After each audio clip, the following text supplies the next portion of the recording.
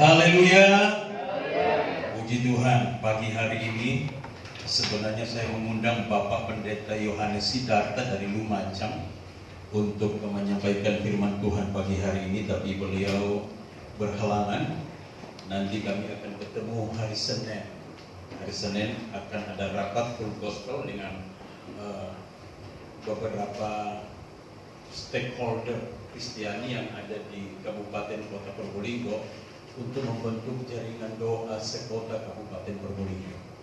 Jadi satu demi satu Tuhan sudah mulai jawab. Ya. Jadi ada ketua wilayah DPD sudah diundang dengan Bama, maka jadi kita akan kolaborasi di bawah naungan full gospel untuk mereka bisa juga memfasilitasi setiap pertemuan tiap bulan. Tapi pagi hari ini sebelum kita berdoa pokok-pokok doa yang kita sudah pegang masing-masing, tentu kita harus ada dasar firman Tuhan yang akan kita baca dan kita renungkan bersama, dan kita juga akan menerima tubuh dan darah Yesus karena betapa penting kita berdoa didasari semua itu. Memang di Probolinggo itu pun saya sudah mendengar ada menara doa yang ada beberapa orang yang hadir di sini, tapi itu mereka adalah orang-orang khusus yang Tuhan tempatkan sebagai menara penjaga siang malam. Tetapi kita maupun kita pun harus bangun doa, jaringan doa dari berbagai interdenominasi. Kalau di wilayah GPDI kan khusus GPDI ada juga doanya, tapi alangkah baiknya juga ada gabungan seluruh gereja-gereja. Sehingga Bu Dedi tadi katakan dia punya hati untuk Probolinggo. Masa kita nggak punya hati sih untuk Probolinggo? Haleluya. Bukankah kita diutus di Probolinggo untuk memenangkan jiwa di Probolinggo? Tidak peduli, jangan peduli lagi yang pelayanan, pengembalaan bagaimana, sudah kita menangkan jiwa saja. Mau datang ke gereja, tidak berdatang ke gereja, itu urusan Tuhan. Yang penting kita bisa menangkan jiwa. Amin. Mari Yakobus pasal 5 ayat 16. Saya berbicara dari hal the power of prayer. Yakobus pasalnya yang ke-5, Yakobus pasal 5 ayat 16.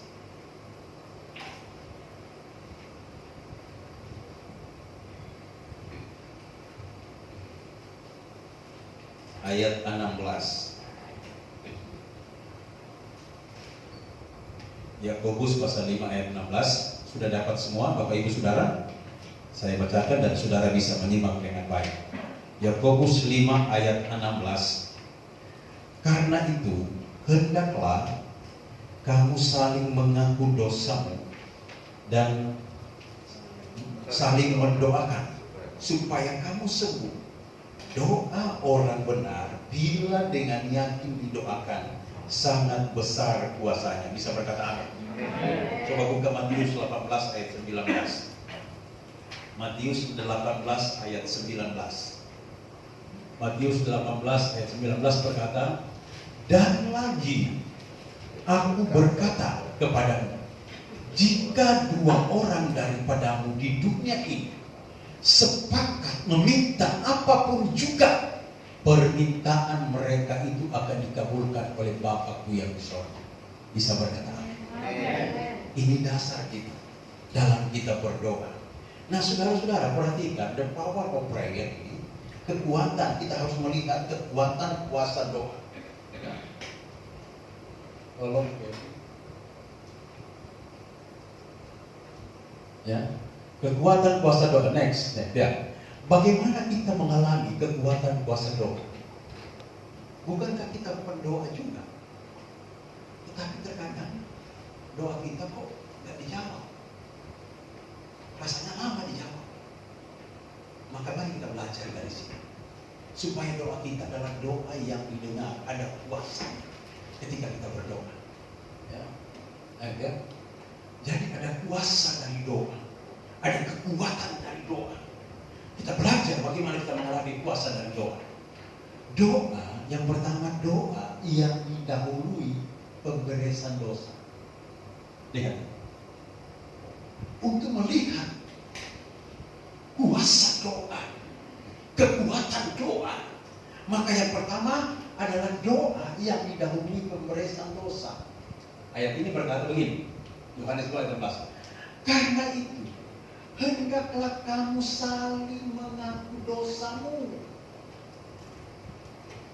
Saling mengaku dosamu. Ada pemberian dosa terlebih dahulu. Ketika dosa kita beres, kita minta kepada Bapa, Bapa pasti menjawab doa kita. Pemberian dosa.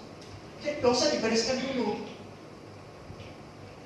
Kalau kita masih hidup dalam dosa, berdoa sampai berjam-jam pun tidak akan dijawab. Karena dosa tak beres.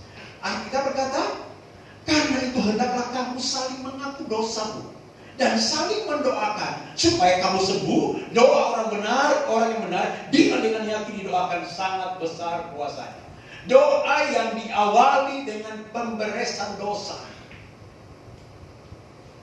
Sadar atau tidak sadar, terkadang kita jatuh di dalam dosa. Tetapi ketika kita menaikkan doa, dosa itu harus beres dulu, baru kita minta doa. Makanya ada perjamuan kudus. Sebelum kita berdoa, kita minta ampun kepada Tuhan, kita nyatu dengan Tuhan. Maka saya percaya doa kita siang hari ini Tuhan pasti jawab. Haleluya. Nah, lihat ini ayat Matius 11 ayat 5. Dan jika kamu berdiri untuk berdoa, ampunilah dahulu sekiranya. Lihat, pengampunan. Ampunilah dahulu sekiranya ada barang sesuatu dalam hatimu terhadap seorang, supaya juga Bapa yang di surga mengampuni kesalahan-kesalahan. Mengampuni, pemberian dosa. Tuhan gak akan dengar doa kita kalau dalam hati kita tidak bisa mengampuni orang lain. Beres dulu hidup ini, baru kita berdoa. Tuhan pasti jawab doa. Haleluya. Ya. Matius 6:12. Dan ampunilah kami akan kesalahan kami, seperti kami juga mengampuni orang yang bersalah kepada kami. Kalau kita minta ampun kepada Tuhan dan kita mengampuni orang yang bersalah kepada kita, maka Bapa di sorga pasti mengampuni kita. Kalau Bapa sudah mengampuni kita, kita beres. Kita berdoa, doa dijawab. Haleluya. Haleluya. Kalau kita berdoa, maka penting ini ada dalam kamus kita ya. Beres dulu semua, baru kita berdoa. Lukas 23:34, Yesus berkata, ya Bapa. Lihat, Yesus berkata, ya Bapa, ampunilah mereka sebab mereka tidak tahu apa yang mereka perbuat. Dan mereka pun membuang undi untuk membagi bagian. Yesus aja ada di atas kayu salib, masih bisa berkata, Bapa, ampuni mereka sebab mereka tidak tahu apa yang mereka perbuat. Pengampunan. Seorang pendoa hidup di dalam pengampunan. Maka ketika dia hidup dalam pengampunan, wow, doanya dahsyat. Kekuatan doa itu pasti dahsyat. Haleluya. Yang kedua, ya, saling memaafkan, saling mengampuni. Yang kedua, seorang pendoa hidupnya benar di hadapan Tuhan. Lihat, hidupnya itu benar di hadapan Tuhan. Di hadapan Tuhan. Kalau hidup kita benar di hadapan Tuhan, ketika kita berdoa, Tuhan membenarkan doa kita. Bisa berkata amin. Lihat nih. Yakobus 5:16. Karena itu hendaklah kamu saling mengaku dosamu dan saling mendoakan supaya kamu sembuh. Doa orang yang benar. Lihat. Doa orang yang benar, bila dengan yakin didoakan, sangat besar kuasanya. Doa orang yang benar, seorang pendoa hidupnya benar di hadapan Tuhan. Doa orang yang benar, bila dengan yakin didoakan, maka sangat besar kuasanya. Bisa berkata amin Bapak Ibu? Amin. Ya. Doa orang yang benar. Kalau posisi kita benar di hadapan Tuhan, maka doa kita dijawab, doa kita didengar, doa kita dibenarkan oleh Tuhan. Hidup dalam pengampunan, doa, posisi hidup kita benar di hadapan Tuhan, maka doa itu berkuasa. Haleluya. Ya. Amsal 15, Tuhan itu jauh daripada orang fasik, tetapi doa orang benar didengarnya. Haleluya. Doa orang benar didengarnya. Kalau Alkitab berkata doa orang benar didengarnya, tentu doa orang yang tidak benar tidak didengarnya. Doa orang yang benar didengarnya. Benar adalah ukuran Tuhan. Posisi kita benar di hadapan Tuhan. Amsal 10 ayat 6, berkat ada di atas kepala orang benar, tetapi mulut orang fasik menyembunyikan kelaliman. Berkat ada di atas kepala orang benar. Amsal 10 ayat 31, mulut orang benar mengeluarkan hikmat, tetapi lidah bercabang akan dikerat. Ketika mulut kita benar di hadapan Tuhan, perkataan hikmat akan keluar dari mulut kita, dan itu menjadi berkat bagi banyak orang. Haleluya. Saya yakin Dedi dengan tim mereka selalu minta perkenanan Tuhan sebelum mereka terjun ke lapangan. Tuhan ampuni kami juga akan mengampuni kesalahan orang yang bersalah kepada kami. Kalau mereka ingat, ya. Yang ketiga, bagaimana kuasa doa itu, the power of prayer. Doa yang disertai percaya sungguh-sungguh. Ya, banyak orang kan berdoa asal-asalan. Yang penting kata-katanya bagus. Tapi yang Tuhan mau adalah percaya sungguh-sungguh. Lihat ini ayat, kembali kepada Yakobus 5 ayat 16. Karena itu hendaklah kamu saling mengaku dosamu dan saling mendoakan supaya kamu sembuh. Doa orang yang benar, bila dengan yakin didoakan, percaya sungguh-sungguh. Dengan yakin, percaya sungguh-sungguh. Ketika kita berdoa pagi hari ini, percaya sungguh-sungguh. Sangat besar kuasanya. Haleluya. Haleluya. Jadi yang pertama tadi, dosa beres, hidup dalam pengampunan, percaya sungguh-sungguh. Sangat besar kuasanya. Matius 21:2, dan apa saja yang kamu minta dalam doa dengan penuh kepercayaan, kamu akan menerima. Penuh dengan kepercayaan. Penuh dengan kepercayaan. Kalau penuh itu full. Penuh dengan kepercayaan, kamu akan menerimanya. Doa yang dinaikkan dengan sungguh-sungguh percaya, maka besar kuasanya. Ya, ketika kita berdoa sungguh-sungguh, saya yakin Tuhan akan mendengarkan setiap doa. Kuasa doa, apa saja yang kamu minta dan doakan, kamu akan menerimanya, asalkan kita percaya sungguh-sungguh. Yang keempat, doa yang besar kuasanya, the power of prayer, itu kuasa doa dahsyat itu, pendoa yang sepakat atau sehat. Ya. Pendoa yang sepakat atau sehat. Alkitab berkata begini, ya. Matius 18 ayat 19 tadi yang kita sudah baca, dan lagi aku berkata kepadamu, jika dua orang daripadamu di dunia ini sepakat meminta apapun juga, permintaan mereka itu akan dikabulkan oleh Bapa di surga. Kita lebih dari dua orang.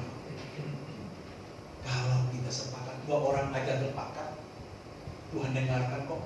Tuhan dengarkan permintaan mereka. Apalagi kita 22 hamba Tuhan. Ada 2-3 orang yang datang karena ada yang sakit.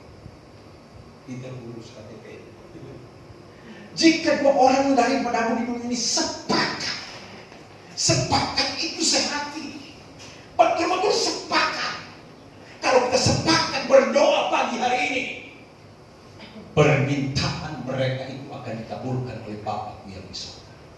Haleluya. Jadi doa yang dinaikkan sepakat atau sehati, itu doa yang berkuasa. Doa yang dinaikkan sepakat atau sehati. Makanya kalau ada yang juga berdoa di depan, saudara jangan diam. Amin, katakan amin, itu sepakat. Haleluya. Bro Dedi tadi katakan kalau dia berdoa untuk orang yang belum mengenal Yesus, kalau dia sudah amin, itu sudah sah di hadapan Allah.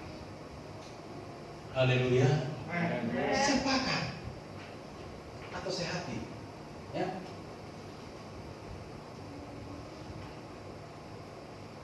Jika 2 orang daripadamu di dunia ini sepakat meminta apapun juga, permintaan mereka itu akan dikabulkan oleh Bapa yang di surga. Lihat ini ayat ini, Kisah 12 ayat 4. Setelah Petrus ditangkap, ini sebuah contoh. Herodes menyuruh memenjarakannya di bawah penjagaan 4 regu, masing-masing terdiri dari 4 penjuru. Maksudnya ialah supaya sehabis Paskah ia menghadapkan ke depan orang banyak. Kisah 12 ayat 5 berkata ini, demikianlah Petrus ditahan di dalam penjara. Tetapi jemaat dengan tekun mendoakan kepada Allah.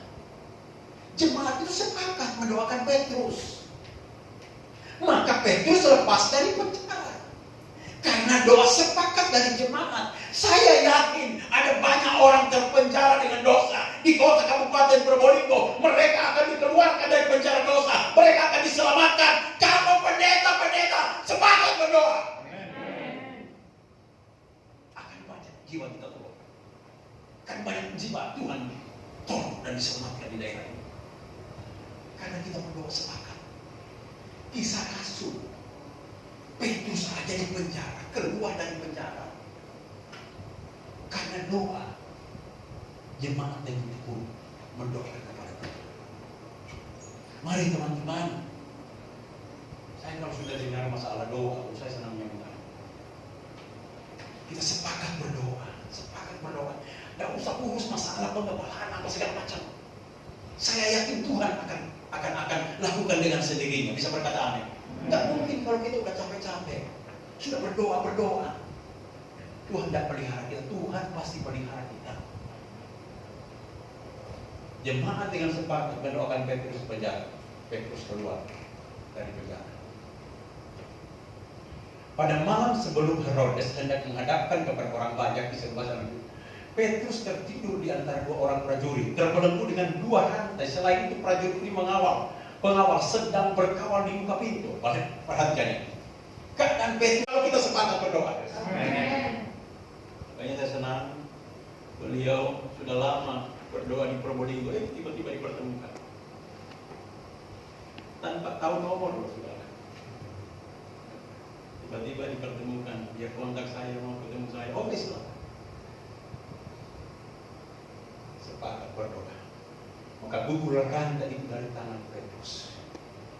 Kalau saudara masuk dalam pemetaan rohani di kota Kabupaten Probolinggo, mungkin ya ini sudah punya. Bagaimana orang-orang tua di kota Kabupaten Probolinggo itu, wow. Apalagi saudara yang ada di Menara Doa tahu persis itu. Daerah-daerah itu ada kekuatan-kekuatan tersendiri yang mengikat orang-orang di sekitar itu sehingga Injil itu tidak bisa terbuka. Nah, itu yang kita harus putuskan, harus lepaskan, sehingga banyak jiwa ditolong dan diselamatkan. Lihat ini, Kisah 16 ayat 5 sampai 6. Tetapi kira-kira tengah malam, ini Paulus. Tetapi kira-kira tengah malam, Paulus dan Silas berdoa. Paulus dan Silas sepakat berdoa. Sepakat berdoa dan menyanyikan puji-pujian kepada Allah, orang hukuman lain mendengarkan mereka. Akan tapi terjadi gempa bumi yang hebat sehingga sendi-sendi penjara itu goyah dan seketika itu juga terbukalah semua pintu dan terlepaslah belenggu mereka. Haleluya. Karena ada sepakatnya berdoa. Paulus dan Silas walaupun terpenjara dalam pasungan yang kuat tidak membuat mulut mereka terpenjara. Mereka sepakat berdoa dan apa yang terjadi terbukalah semua pintu, terlepaslah belenggu. Mari Bapak Ibu, teman-teman, kita mau sepakat. Kita interdenominasi, sudahlah tidak usah lihat merek hari ini. Lihat aja lah Tuhan kita sama, namanya Yesus. Ini sudah waktunya. Corona ini tidak akan berhenti. Masih ada virus lebih dahsyat lagi. Alkitab sudah mencatat. Tapi apakah dengan Corona kita sudah mulai takut ibadah bersama? Jangan takut, ini strategi setan menghancurkan kita. Semakin Corona datang semakin hebat kita berdoa. Karena kita punya kuasa yang dahsyat. Haleluya. Yang terakhir, bagaimana kuasa doa? The power of prayer. Doa yang memiliki konsep bahwa Allah Bapa adalah sang pemberi yang terbaik. Lihat, Doa yang memiliki konsep bahwa Allah Bapa adalah sang pemberi yang terbaik. Kalau di konsep kita, saat kita berdoa, kita punya konsep di pikiran kita bahwa ketika kita berdoa, Bapa itu pemberi yang terbaik. Dia tidak pernah bohong. Dia selalu memberi yang terbaik untuk kita. Ketika kita berdoa meminta kepada dia, dia pasti beri karena dia memberi yang terbaik. Kalau masih minta sama Pak John, Pendeta John, masih kurang. Ya, terkadang dikabulkan, terkadang tidak dikabulkan. Tapi Bapa kita adalah pemberi yang terbaik, miliki konsep itu. Sehingga kita tidak ragu minta kepada dia. Kenapa? Kita punya konsep bahwa Allah Bapa adalah sang pemberi yang terbaik. Lihat ayat ini. Lihat ayat ini. Matius 18 ayat 19 tadi. Dan lagi aku berkata kepadamu, jika dua orang daripadamu di dunia ini sepakat meminta apapun juga, permintaan mereka itu akan dikabulkan oleh Bapa-Ku yang di sorga. Dikabulkan oleh Bapa-Ku yang di sorga. Kenapa Bapa mengabulkan? Karena dia pemberi yang terbaik. Dia tidak pernah berdusta dengan janjinya. Asalkan rambu-rambu tadi kita lakukan, maka Bapa pemberi yang terbaik akan memberikan kepada kita. Dikabulkan oleh Bapa-Ku yang di sorga. Ya. Kau Bapa-Ku yang mengerti bahasa tetesan air mata, dia kabulkan semuanya. Mintalah, ayatnya Matius 7:7-8. Mintalah maka akan diberikan kepadamu. Carilah maka kamu akan mendapat. Ketoklah maka pintu akan dibukakan bagimu. Karena setiap orang yang meminta menerima, dan setiap orang yang mencari mendapat, dan setiap orang yang mengetok pintu baginya pintu dibukakan. Ketika kita ketuk pintu hati Bapa, kita minta kepada Bapa, Tuhan kami minta jiwa-jiwa untuk daerah kota Kabupaten Probolinggo. Dia pasti akan memberikan. Kalau kita punya konsep seperti itu, gereja kita akan penuh dengan jiwa-jiwa, saudara. Amin. Haleluya. Memiliki konsep itu. Bapa kita tidak seperti pendeta ataupun bapa di dunia penuh keterbatasan, tapi Bapa kita tidak pernah terbatas dan dia memberi yang paling terbaik dalam hidup. Ya. Matius 7:19 ayat 9-11. Adakah seorang daripadamu yang memberi batu kepada anak jika ia meminta roti, atau memberi ular jika ia meminta ikan? Jadi jika kamu yang jahat tahu memberi pemberian yang baik kepada anakmu, apalagi Bapamu yang di sorga, ia akan memberikan yang terbaik kepada mereka yang memintanya. Bisa berkata amin? Roma 8 Dewa, ia yang tidak menyayangkan, lihat, ia yang tidak menyayangkan anaknya sendiri, tetapi yang menyerahkannya bagi kita semua. Bagaimana mungkin dia tidak mengaruniakan segala sesuatu kepada kita bersama-sama dengan dia? Yesus sendiri, anaknya sendiri dia korbankan untuk kita loh. Masa sih minta jiwa gak bisa? Minta uang gak bisa? Dia berikan anaknya satu-satunya, Yesus dia korbankan untuk kita berikan kepada kita. Maka segala-galanya Tuhan pasti bisa beri kepada kita, karena dialah Bapa pemberi yang terbaik. Miliki konsep itu Bapak Ibu, ya. Biar Tuhan menolong kita dan memberkati kita pada pagi hari.